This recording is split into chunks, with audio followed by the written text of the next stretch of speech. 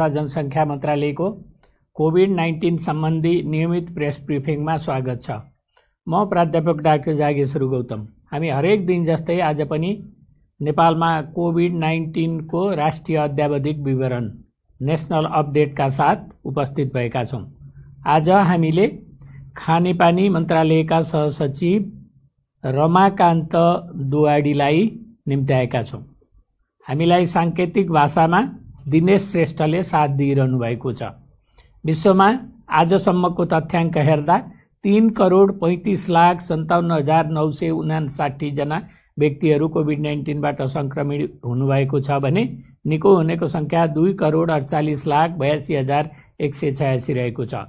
आज देशभरि जम्मा सक्रिय संक्रमितहरूको संख्या 20,396, संस्थागत आइसोलेसनमा रहनु भएकोको संख्या 9,689, प्रदेश 1 मा 357, प्रदेश 2 मा 698, बागमती प्रदेशमा 6,532, गण्डकी प्रदेशमा 446, प्रदेश 5 मा 814, कर्णाली प्रदेशमा 353 र सुदूरपश्चिम प्रदेशमा 889 जना हुनुहुन्छ।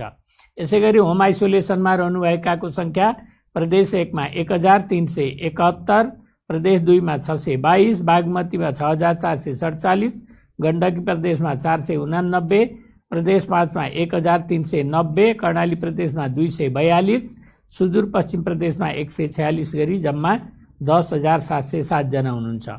नेपालमा आजको पीसीआर 10,891 गरी जम्मा 10,09,298 परीक्षण भएको छ। गत 24 घण्टामा नयाँ संक्रमितको संख्या 1,513 रहेको छ।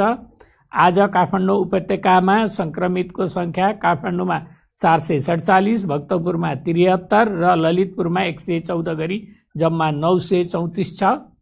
क्वारेन्टाइनमा रहनुभएका व्यक्तिहरूको संख्या 5,778 रहेको छ।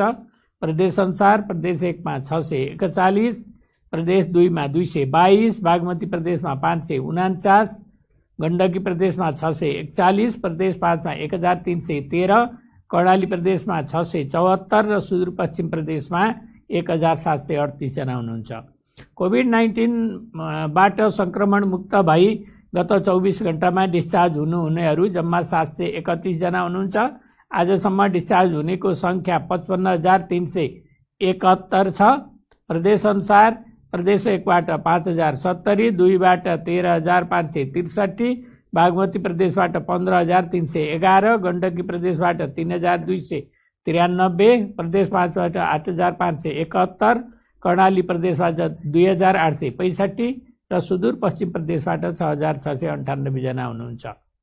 कोभिड-19 संक्रमण मुक्त हुने दर 72.6% छ र संक्रमितहरू घर फर्किसक्नु भएको छ र उहाँको हेरचाहमा अहोरात्र खटिनुभएका चिकित्सक, नर्सेस, स्वास्थ्यकर्मी तथा अन्य सहयोगी शुभेच्छुकहरू सबैलाई स्वास्थ्य तथा जनसङ्ख्या मन्त्रालय हार्दिक धन्यवाद दिन चाहन्छ। 2वटा कल सेन्टरबाट हामीलाई 1178 वटा कल प्राप्त भएका छन्। आइसियुमा उपचाररत संख्या प्रदेश अनुसार प्रदेश 1 मा 16 जना, प्रदेश 2 मा 18 जना, बागमती प्रदेशमा 110 जना, गण्डकी प्रदेशमा 6 जना, प्रदेश 5 मा 44 जना, कर्णाली प्रदेशमा 17 जना, सुदूरपश्चिम प्रदेशमा 2 जना गरी जम्मा 213 जना हुनुहुन्छ।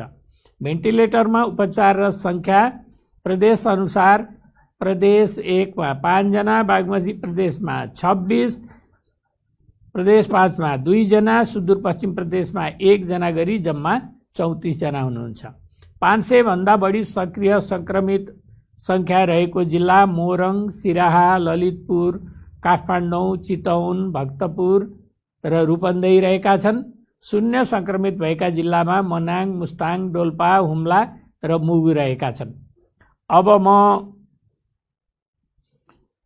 हाम्रो अतिथिज्यूलाई चाहिँ आफ्नो कुरा राख्नको लागि अनुरोध गर्दछु। आज म यो कोभिड-19 को रोकथाम र नियन्त्रणको लागि 3वटा महत्त्वपूर्ण उपायहरू जुन सोशल डिस्टेन्सिङ गर्ने, मास्क लगाउने र त्यस पछाडि जुन साबुन पानीले हात धुने, हातको स्वच्छता कायम गर्ने जुन मुख्य 3टा चाहिँ रोकथामका नियन्त्रणका उपायहरू रहेकोमा त्यो मध्ये ह्यान्ड हाइजिन अर्थात् हातको स्वच्छता कसरी कायम गर्ने त्यो सन्दर्भमा चाहिँ अहिले खानेपानी मन्त्रालय लगायतको निकायले चाहिँ के गर्न गइराखेको छ यो कोभिडको रोकथाम र नियन्त्रणको लागि त्यस सन्दर्भमा केही कुराहरू यहाँहरू माझ राख्न गइराखेको छु। र यो हातको सरसफाई स्वच्छता अथवा ह्यान्ड हाइजिन चाहिँ कहाँनिर चाहिँ त्यसको फेसिलिटी राख्ने कसरी गर्ने भन्ने सन्दर्भमा चाहिँ पक्कै पनि सबैको लागि कोही पनि नछुट्ने गरी यो ह्यान्डको हाइजिन हामीले उपलब्ध गराउन जरुरी छ। यो चाहिँ हरेक घरमा, कार्यालयमा, सार्वजनिक स्थलहरूमा, पसलहरूमा, स्कुलहरूमा, त्यसै गरी मन्दिर लगायतका सम्पूर्ण बसहरूमा, सबै ठाउँमा चाहिँ हामीले यो हातको स्वच्छता कसरी कायम गर्ने त्यसको लागि चाहिँ पहुँच हामीले पुर्याउन जरुरी देखिएको छ। र अब हामीले शौचालय बनाएका छौँ भने त्यसको चाहिँ 5 मिटरको डिस्टेन्समा चाहिँ ह्यान्ड वासिङ फेसिलिटी हामीले राखिदिनुपर्ने हुन्छ। र यो अब हातको सरसफाइको लागि यो कोभिडको सङ्क्रमणलाई रोकथाम नियन्त्रण गर्नको लागि हामीले कस्तो खालको चाहिँ उपाय अपनाउने त भन्ने सन्दर्भमा पहिलो त साबुन पानीले हात धुने नै भयो। यो यसको पहुँच जहाँ छ हामीले त्यो गर्छौँ नै। त्यस पछाडि साबुन पानी नभएको ठाउँमा चाहिँ हामीले सेनिटाइजर लगायतका वस्तुहरू पनि प्रयोग गर्नुपर्ने हुन्छ। र सेनिटाइजर पनि बजारमा थरीथरीका आएको कारणले त्यसको प्रभावकारिता सबैको राम्रो देखिएको छैन। अत यसमा चाहिँ हाम्रो अभ्यासले के देखाएको छ भने इथानोल मिसिएको र करिब 70% भन्दा बढी 70% को हाराहारीमा अल्कोहलको कन्टेन्ट भएको चाहिँ सेनिटाइजर यो संक्रमणबाट मुक्त हुनको लागि उपयोगी हुन सक्छ। र त्यसै गरी यो चाहिँ हामीले सेनिटाइजर प्रयोग गर्दाखेरि एकदमै कन्जुसाइ गरेर थोरै प्रयोग गर्ने भन्दा पनि हात पुरै भिज्ने गरी चाहिँ त्यसलाई चाहिँ हामीले हात भिज्ने गरी वेट हुने गरी र त्यो पर्याप्त कन्ट्याक्ट टाइम हुने गरी हामीले चाहिँ प्रयोग गर्यौं भनेदेखि मात्रै बल्ल त्यहाँ भएका कीटाणुहरू भाइरसहरू चाहिँ त्यो मुक्त हुन्छन्। र मुख्य चाहिँ दुईटा कुराहरू यसमा हामीले ध्यान दिनुपर्ने अवस्था हुन्छ। सेनिटाइजर चाहिँ हाम्रो हात हेर्दाखेरि सफा छ, त्यस्तो भिजिबल्ली फोहोर छैन भनेदेखि हामीले अल्कोहल बेस्ड सेनिटाइजर हातमा चाहिँ ह्यान्ड रब गरेर 20 देखि 30 सेकेन्डसम्म हामीले गर्यौं भने त्यसले काम गर्छ। भने हाम्रो हात हेर्दाखेरि नै फोहोर छ, भिजिबल्ली नै डर्टी छ अथवा प्रोटेनेसियस मेटेरियलले चाहिँ कन्टामिनेटेड छ भनेदेखि चाहिँ त्यो सेनिटाइजरले काम गर्दैन। हामीले चाहिँ साबुन र रनिङ वाटर को माध्यमले हामीले हात सफा गर्नुपर्ने हुन्छ र सिंगल युज टावेल हामीले प्रयोग गरेर गर्नुपर्छ। र त्यो सन्दर्भमा चाहिँ 40 देखि 60 सेकेन्ड चाहिँ हामीले चाहिँ हात धुनुपर्ने अवस्था आउँछ यदि फोहोरै भएको अवस्थामा। र अर्को विषय चाहिँ अब हामीले के मेटेरियल प्रयोग गर्ने त यो ह्यान्ड हाइजिनको लागि भन्ने सन्दर्भमा चाहिँ एउटा मुख्य चाहिँ पानी नै हो। साबुन पानी उपलब्ध भएसम्म हामीले त्यसैले नै हात धुनुपर्छ मिचिकन। अर्को चाहिँ त्यो नभएको अवस्थामा चाहिँ हामीले अल्कोहल बेस्ड चाहिँ ह्यान्ड रब अथवा सेनिटाइजर चाहिँ प्रयोग गर्न सक्छौं। भने त्यो पनि नभएको अवस्थामा चाहिँ हामीले 0.05% क्लोरिन मिसिएको चाहिँ क्लोरिनेटेड वाटर हामीले प्रयोग गरेर त्यहाँ हाम्रो हातमा भएका कीटाणुहरू प्याथोजेनहरू हटाउन सक्छौं।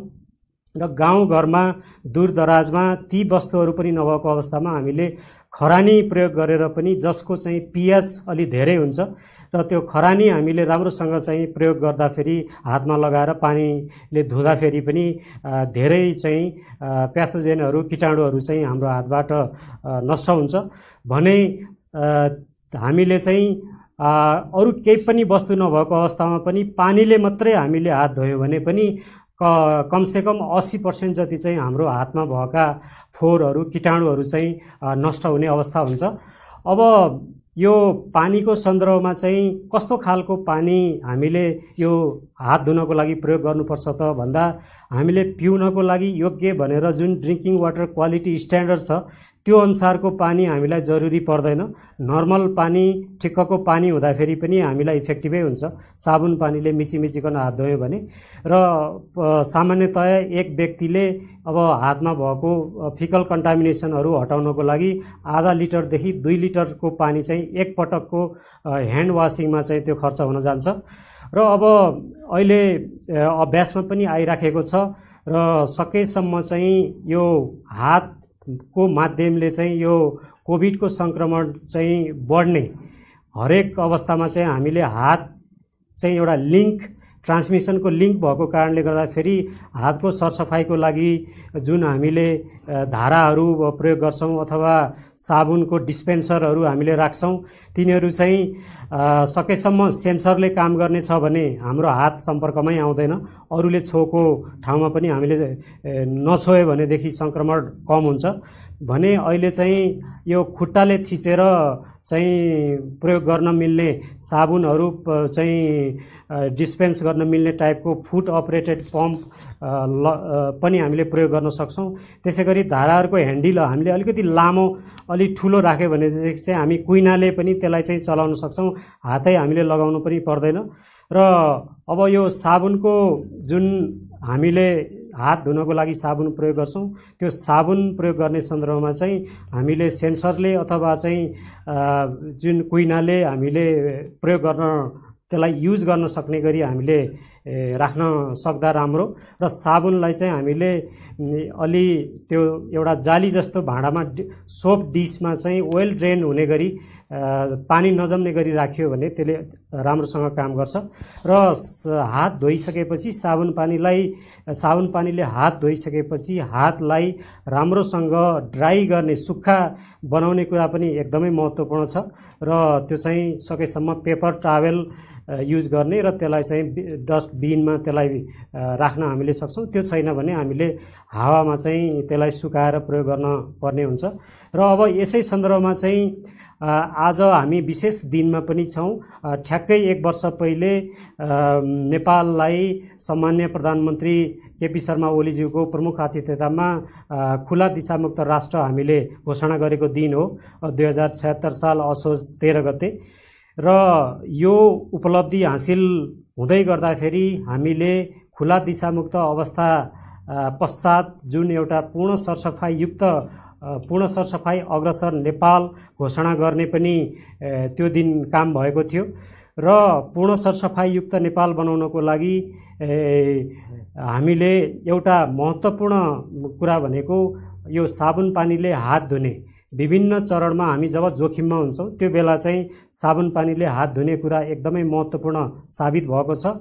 र यसै सन्दर्भमा खानेपानी मन्त्रालय, राष्ट्रिय सरसफाइ समन्वय समिति लगायत सम्पूर्ण सरकारवाला निकायहरूको चाहिँ सहकार्यमा र स्वास्थ्य मन्त्रालय, स्वास्थ्य तथा जनसङ्ख्या मन्त्रालयको स्वास्थ्य शिक्षा सूचना सञ्चार केन्द्र समेतको सहकार्यमा चाहिँ आजकै दिनबाट हामीले असोज 13 गतेदेखि कार्तिकको 14 गतेसम्म 1 महिना देशव्यापी यो साबुन पानीले हात धुने एउटा राष्ट्रिय अभियानको घोषणा गरेका छौँ।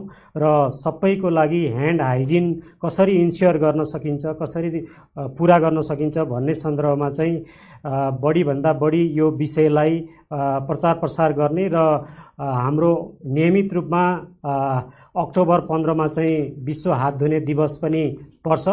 र हामीले चाहिँ आजैदेखि अब 1 महिनासम्म चाहिँ सबै सरकारवालाहरूको निकायमा सहकार्यमा चाहिँ विभिन्न तहमा, व्यक्तिगत तहमा, घरायसी तहमा, विद्यालयको तहमा, स्वास्थ्य केन्द्रमा, उद्योग, कार्यालय, सार्वजनिक स्थल आदिमा चाहिँ साबुन पानीले हात धुने सुविधा उपलब्ध गराउने, यसको प्रवर्धन गर्ने, नियमित अभ्यास र व्यवहारको विकास गर्ने, सबैको साझेदारीमा साबुन पानीले हात धुने व्यवहार सम्बन्धी नौला र सृजनशील उपाय एवं प्रविधिको विकास गर्ने, कोभिड-19 रोकथाम तथा नियन्त्रण गर्न साबुन पानीले हात धुनुपर्दछ भन्ने सन्देश आम सञ्चार माध्यम मार्फत प्रचार गर्न सहयोग पुर्याउने उद्देश्यले हातको सरसफाई सबैको लागि, साबुन पानी हात सधैँ साथ साथ भन्ने नाराका साथ विभिन्न कार्यक्रमहरू आयोजना गरी देशभर 1 महिनाव्यापी साबुन पानीले हात धुने अभियान अर्थात् ह्यान्ड हाइजिन फर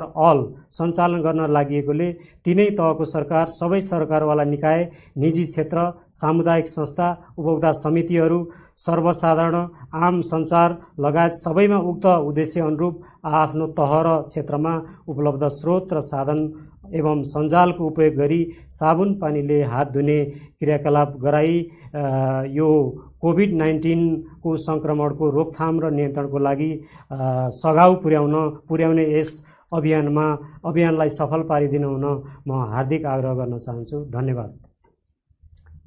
धन्यवाद। आज विश्व हात धुने दिवस।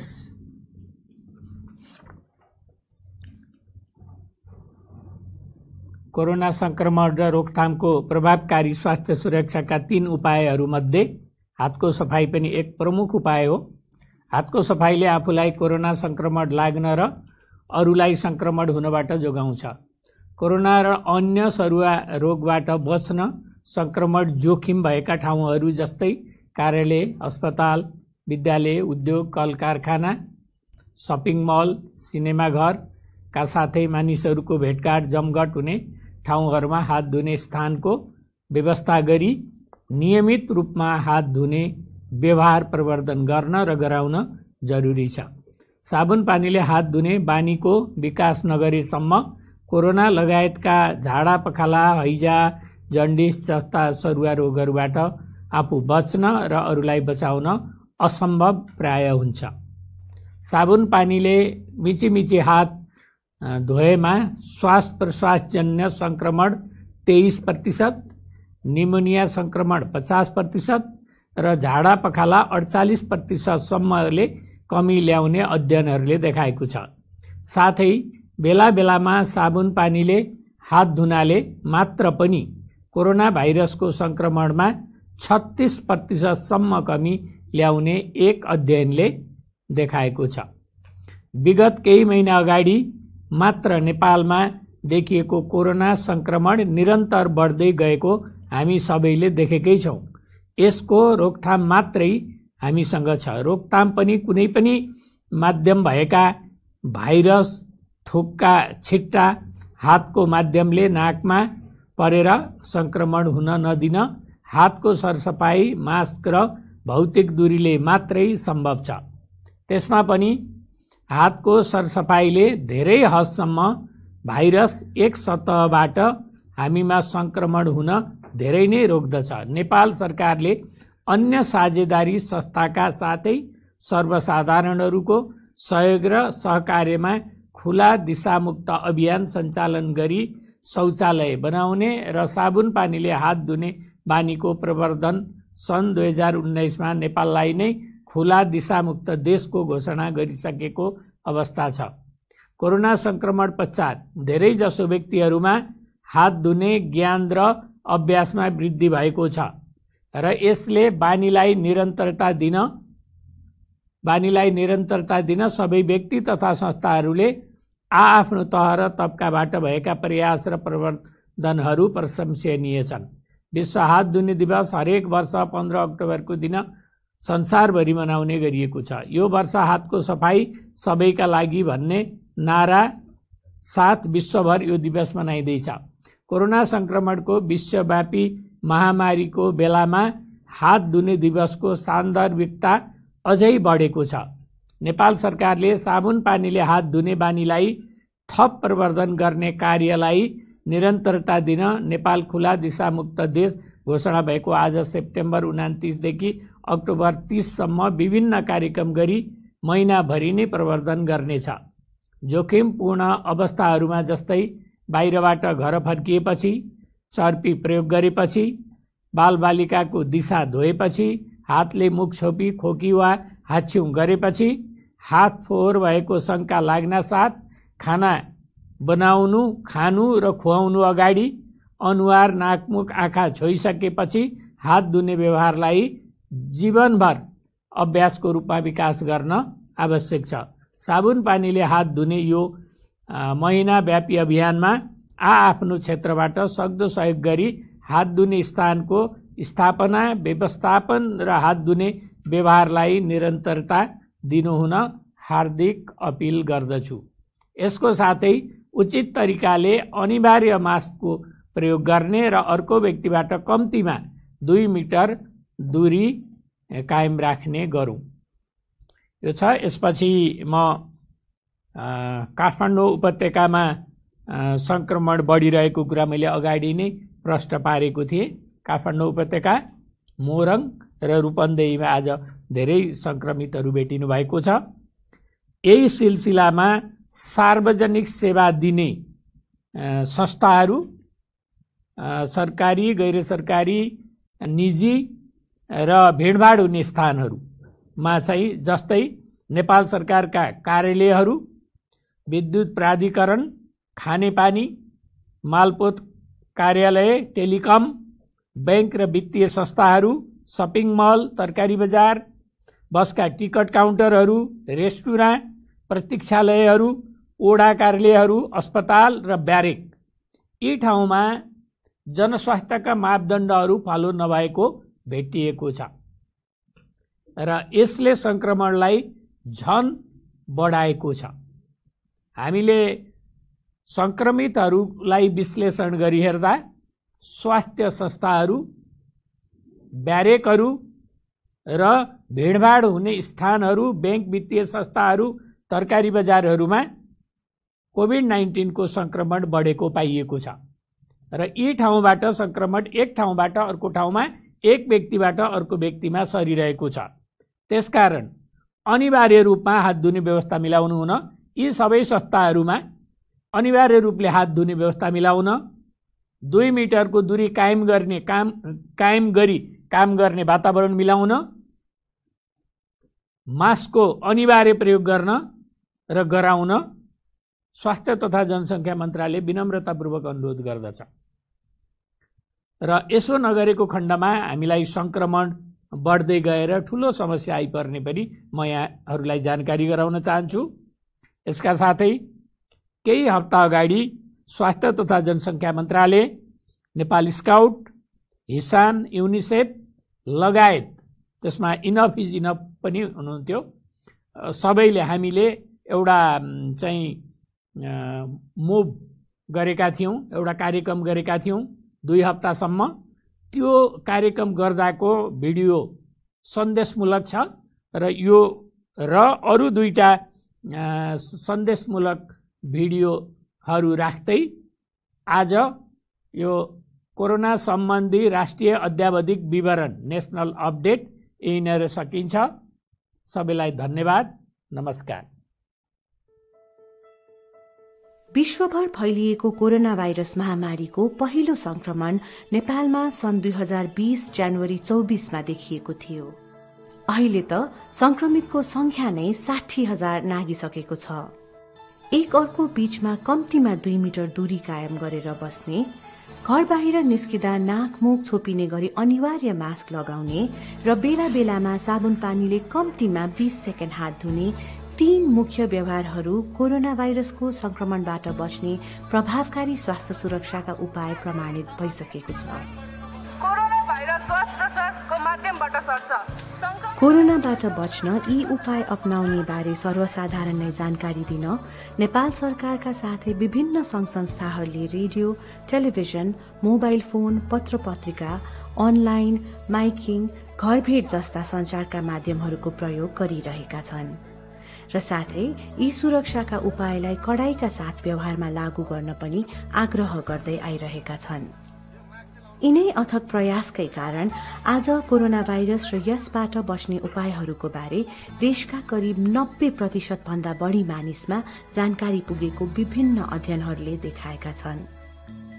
तर जानकारीको तह उच्च भए पनि सार्वजनिक स्थानहरूमा मास्क लगाउने, दूरी कायम गर्ने र हातको सफाई जस्ता व्यवहारको पालना अझ पनि सबैले नगरेको पाइएको नेपाल स्वास्थ्य अनुसन्धान परिषदले काठमाडौँ उपत्यकाका सार्वजनिक स्थानहरूमा गरेको अवलोकन सर्वेक्षणको निष्कर्ष छ।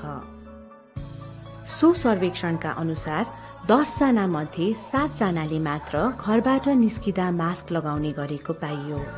ती 7 मध्ये पनि 5 जना जतिले मात्र उचित तरिकाले मास्क प्रयोग गरेको भेटियो। 10 जना मध्ये 3 जनाले मात्र आवश्यक 2 मिटरको दूरी कायम गरेको देखियो। रेडियो, टेलिभिजन तथा सामाजिक सञ्जालबाट प्रवाह गरिएका सन्देशहरूलाई व्यक्तिगत रूपमा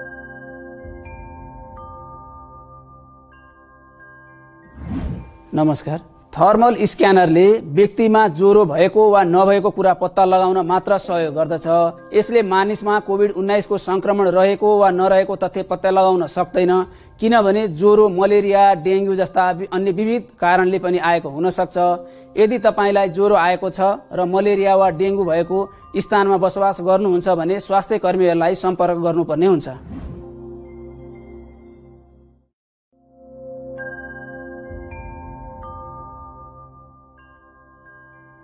नमस्ते। व्यायाम गर्दा मास्क लगाउनु हुँदैन, किनभने मास्कले आरामपूर्वक श्वास फेर्न सक्ने क्षमतालाई कम गराउँछ। पसिनाले मास्क छिट्टै भिज्छ र सास फेर्न झन् असहज हुन्छ।